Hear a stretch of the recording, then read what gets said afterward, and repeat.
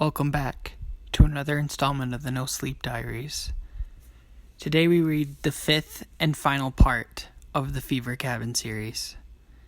If you haven't seen the rest of the series, I will link the playlist at the top of the screen. Let's begin. I often think about the last summer I stayed with Uncle Johnny. We made quite the pair.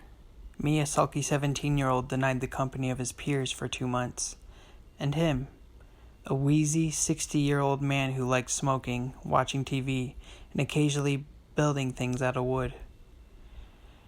There were few things more dull to my teenage self than nature and hearing an old man talk about how much bigger herring were back in the day. Though, I'm sure I wasn't exactly my best company with all my eye rolls and sarcastic remarks either. One day, we were out on the lake when we heard gunfire. It wasn't uncommon in those parts of the woods. There were multiple campsites on one end, and popular hunting lodge at the very heart of the forest. "Damn little men gonna scare away all the ducks," Uncle Johnny grumbled, throwing another fist of crumbs at the water as he shifted his weight. He had gained quite a few over the years, and I was surprised the old wooden bench he constructed still held up so well. "Little men?" I raised an eyebrow, watching the ducks fighting over the crumbs. "It takes a little man to feel big when he kills something, Paulie." Uncle Johnny had this way of nodding as he spoke, a visual underscore to the point he was making. "The smaller a man feels, the more blood he's willing to spill to feel big." I think this was the first time I really started thinking about why people killed anything. A thought process which eventually led me down my chosen career path. Even today, with all the different correlations and conclusions we've drawn for criminal behavior patterns, at the back of my mind I still hear Uncle Johnny talk about the little men and what they'll do to feel big. The lockdown took me by surprise. So much had appeared since Camilla and I left the city, I was hardly prepared for the empty streets, closed shops, and occasional masked pedestrians scurrying in and out of buildings like rats. The GPS had started working again, and I let it guide me down the shortest route to our apartment.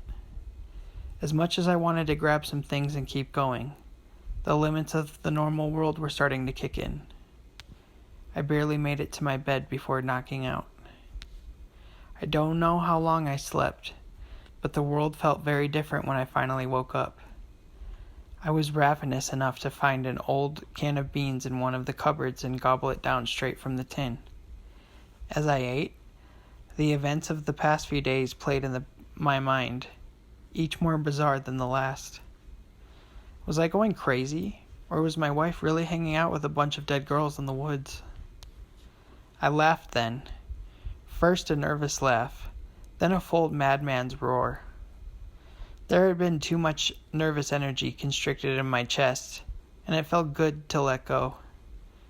After calming down, I got out my laptop and connected to the Wi-Fi. This time, and date updated, showing me impossible numbers. A month.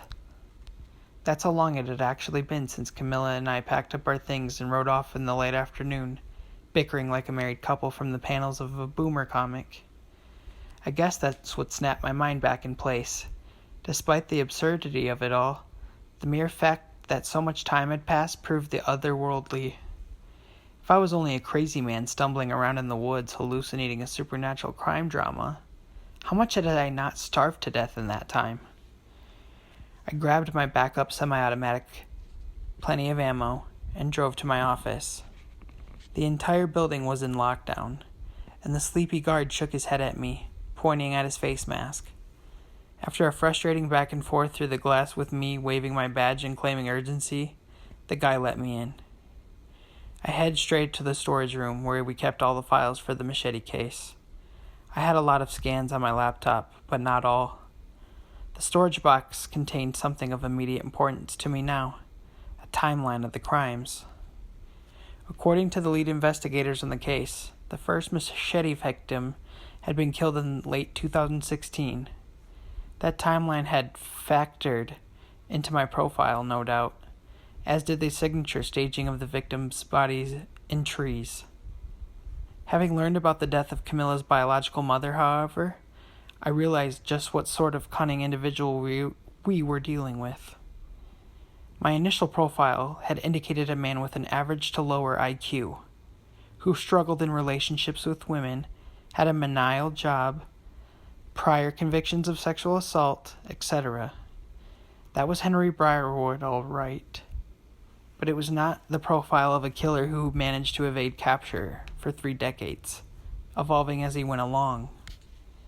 No, we were dealing with a chameleon, someone who had started young and honed his craft over the years, someone who had kept a low profile for most of his life and knew how to make women feel comfortable around him, a man who had probably had a wife, kids, maybe hosted some Little League games, someone who was meticulous and fully in control of his urges, never letting mishaps get in the way of his work. Something must have happened to the man's life in 2016, something that triggered a killing spree that he disguised with the new machete killer signature. As much as I wanted to hole up for the next 3 weeks, reading over every crime scene and coming up with a new profile from scratch, I knew the time would not allow for it. There were greater forces at play here, forces that had Camilla. So I pulled up the documents on the other 2 suspects, the 2 men I had dismissed almost instantly for not fitting the original profile. One was a 30-year-old campground peeping Tom. Too young, I thought. The second, however, was starting to look more probable. Richard Sutton was a 54-year-old local freight company owner. He was a native to the area, but he had moved west for college, where he met his wife and settled in her hometown. He had moved back to the area following a messy divorce in 2016 and set up a new office branch in the city. The cops had pulled him in for questioning in 2017 due to harassment complaints from women who had seen the local media coverage of the case and feared that they could have been potential victims. This guy did fit the rough new profile, and I wished I could remember questioning him, but my mind kept drawing blanks. There had been nothing remarkable or memorable about Sutton. Nothing I could put my finger on, especially after he'd been so obviously overshadowed by Briarwood. I couldn't remember that he even looked or sounded like a perfect chameleon. My next move was purely intuitive, but a total breach of protocol. I pulled up the guy's address and took off to go see him. I didn't know what I was expecting to find or what I would do when I saw him. Honestly, at the moment, I felt like a mere marionette with an invisible puppet master tugging me along on a blind adventure. I pulled up to Sutton's house, a neat 2-story in one of the city's nicer suburbs, and rang the doorbell. No one answered, but I thought I could hear feet shuffling on the other side of the door. "This is Agent Fever with the FBI," I called out. The door opened a sliver, with the chain still in place. A bloodshot eye peered out at me. "Mr. Sutton, I'm here to ask you some questions," I announced, flashing the man my badge. "I promise to remain at a safe social distance and not touch anything if you let me inside." I was pushing my luck, and I really hoped Sutton would bite. He didn't. The door slammed with a crash, and I heard footsteps hurrying away. Drawing my weapon, I jumped the gate and made my way to the back of the house, scanning the windows for signs of activity. Nothing. I tried the back door, not really surprised to find it locked. This was the moment where my actions stopped being questionable and became downright illegal. There was no time to think, only act, as the surreal urgency of my mission crept up my spine. I could lose my job for this. The whole vigilante arc rarely fared well for agents, but there was no turning back now. I shot the lock, and the door swung wide open.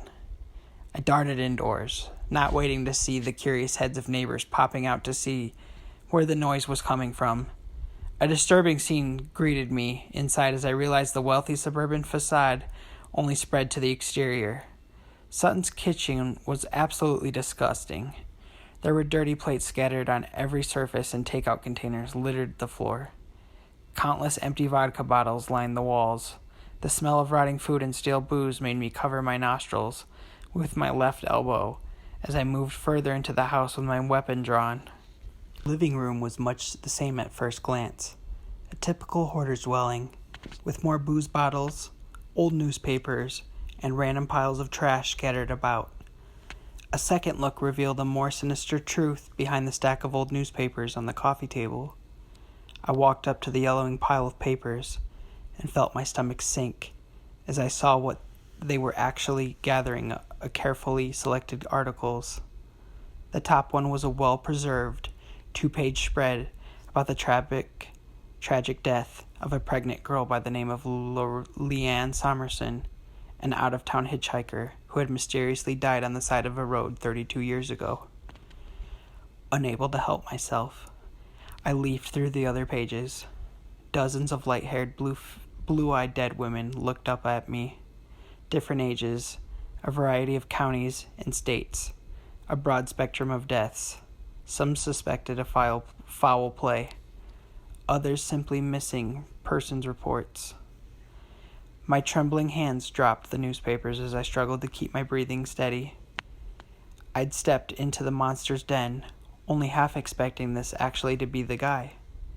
I threw another appraising glance at the room, trying to find potential hiding spots, but couldn't see any. That left upstairs. I took careful, deliberate strides as I ascended the steps, cursing every squeak my old leathers produced. Without backup, the odds were in Sutton's favor, and I could easily be walking into a trap. I stopped before reaching the top of the stairs, wiping the sweat off my face as I gathered the courage to face a man who practically killed for a living. "Richard, I'm just here to talk," I called out into the silence, trying to garner some sort of reaction, a hint of the subject's location. "Look, we can still sort this out. I know you've been going through a tough time." The state of the house indicated a major lapse in control, which meant Sutton was spiraling, probably experiencing some sort of mental breakdown. Nothing. No response. Not even a creak from a floorboard. The first room to my right was the master bedroom, and I threw the door open, rushing inside with my back to the wall and gun at the ready. I didn't see him. Not at first.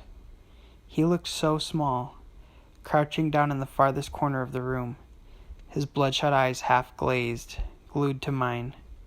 He stared intently, raising the shotgun in trembling hands until he'd pressed the tip of the sawed-off barrel to his quivering lower jaw. I knew I had seen him before, recently at that, but couldn't quite place the face of this reduced, disheveled man until he opened his mouth, releasing that signature moan that will forever haunt my dreams. That guttural, mechanic wail that escaped a gaping dark hole of a mouth. I'd recognize it just about anywhere. "You!" I gasped as the tongueless man shoved the shotgun in his mouth and fired, painting the walls of a bedroom of a nauseating mix of blood and brain matter. There was no logical explanation for what happened next. I did not call an ambulance. I did not call any of my superiors, attempting to explain the circumstances under which I had discovered Richard Sutton's last act of defiance. Only one thought ran through my mind as I wrapped up his mostly headless corpse in sheets. "You did not get away this easy, you son of a bitch." Though he was surprisingly heavy for his lean frame, I still managed to carry Sutton's body outside and dump it into the back of the pickup. I hoped the sheer fact of broad daylight and my confident manner wouldn't arouse too much suspicion from the neighbors, though honestly, if I was carrying it at that point. Hitting the gas pedal, I barreled through city streets until I was on the road leading back to Uncle Johnny's cabin. I slowed down when I got closer to the place where my wife and I first spotted Richard Sutton running out of the woods. I didn't know how he had crossed from one world to another, and the last thing I wanted was to show up to the Feber cabin with a dead body in my pickup and no evidence of any sort of paranormal activity. Again, I wondered if I was just raving lunatic, and again my intuition told me that no, I wasn't.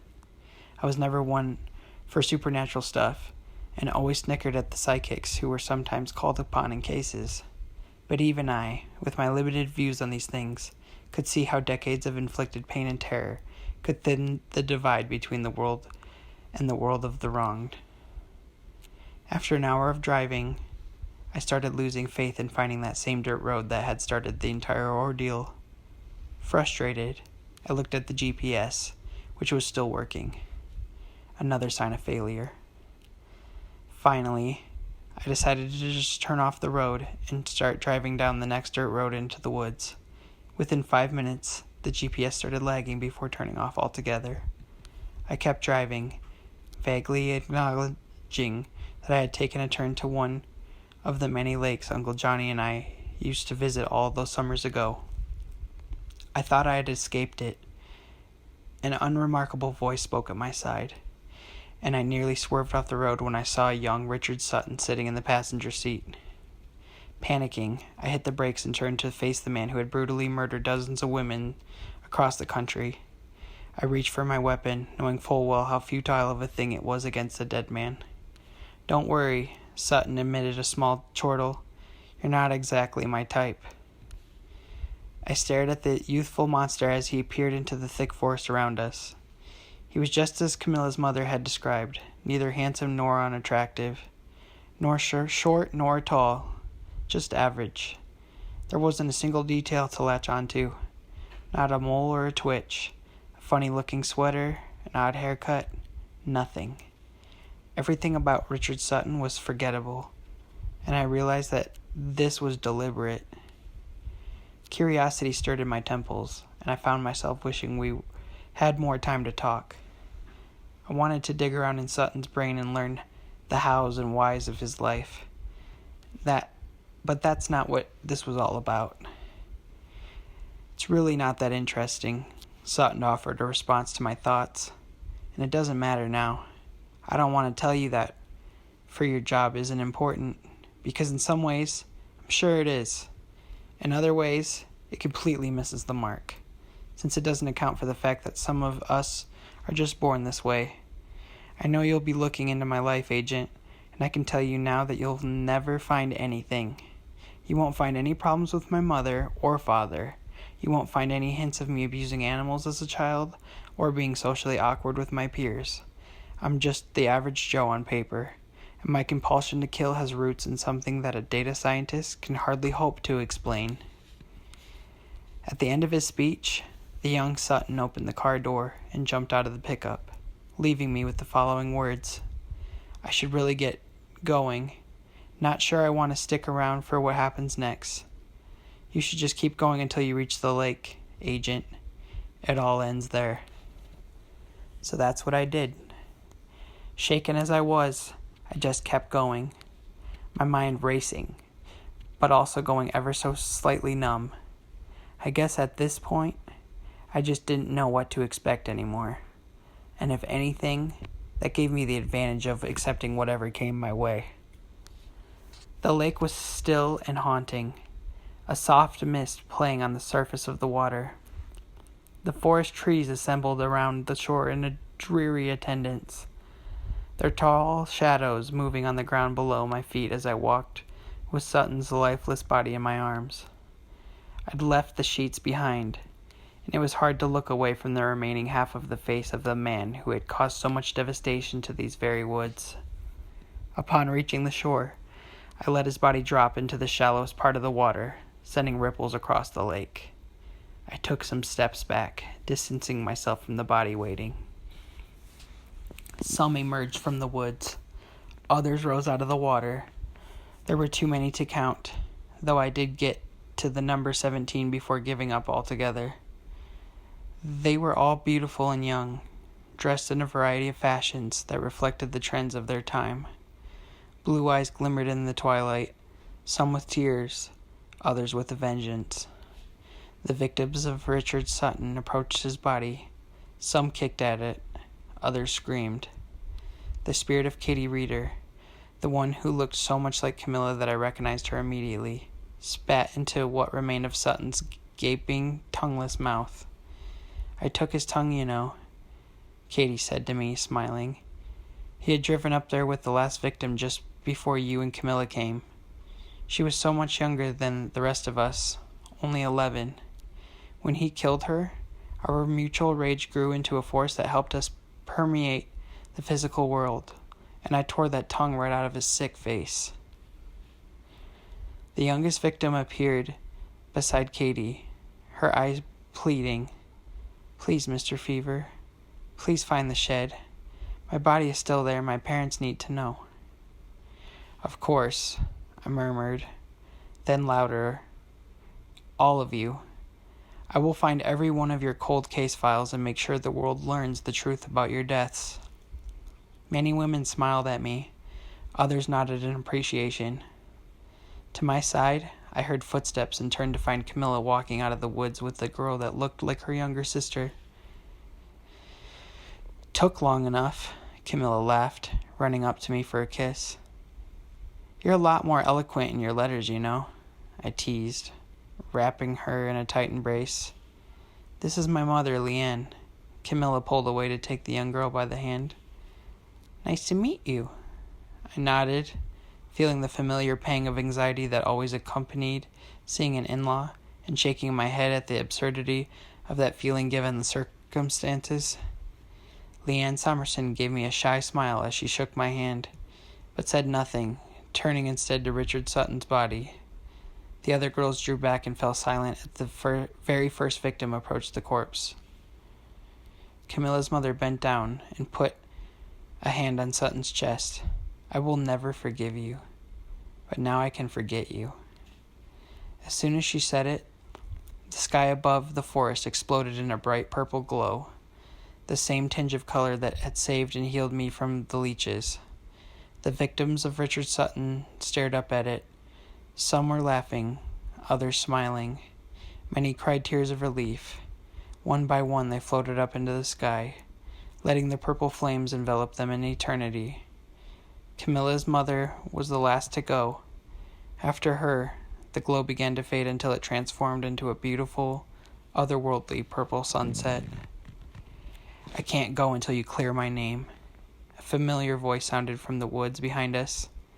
I turned to see Henry Briarwood watching Camilla and me from a distance. "I will reopen the case as soon as I can," I promised him, feeling the all-encompassing guilt of having cost an innocent man not only his freedom but his life as well. "I'm so sorry." Briarwood gave me a brief nod before disappearing back into the woods. "I really screwed that up," I told Camilla as we walked to the pickup. "No one's perfect, Polly. You did the best you could." I heard my uncle's voice ring through the woods. I stopped dead in my tracks, peering into the dark trees to either side of me. "Did you hear that?" I asked Camilla, who had kept walking in front of me. "Hear what?" She threw me a questioning glance. "Nothing," I said, shaking my head and smiling as I followed my wife out of the woods. That was the end of the scary story and the Fever Cabin series. If you enjoyed this video, leave a like, and if you haven't already, please subscribe, for we're releasing new scary stories every day. If you have an idea for a scary story, leave it down in the comments, and I will be sure to read it, and I will probably make a video out of it, because we are making videos every day. Thanks, and until next time.